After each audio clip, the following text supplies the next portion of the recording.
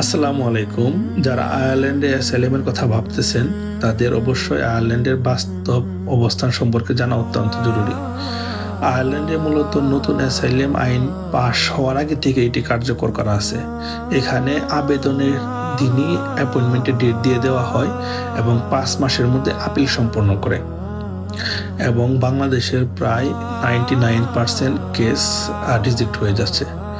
তার অন্যতম কারণ, অফিসার যখন প্রশ্ন করে আপনি ইউকে থেকে কেন আয়ারল্যান্ডে এসে অ্যাসাইলাম দিলেন, যার সঠিক উত্তর অধিকাংশ মানুষই দিতে পারে না। এবং আপনার বাংলাদেশের অধিকাংশদের কেস স্টোরি সিমিলার হয়ে থাকে। এবং যারা ভাবছেন বাচ্চা হলে কেস পাওয়া সহজ হবে, বাস্তবতা এটা ভিন্ন। আর বাংলাদেশ ইইউ ডিপোর্টেশন ব্যবস্থার সাথে চুক্তিবদ্ধ হওয়ার কারণে এখন দেশে পাঠানো অত্যন্ত সহজ হয়ে গেছে। তো অবশ্যই আসার আগে ভেবেচিন্তে এবং স্টাডি করে আসবেন। ধন্যবাদ।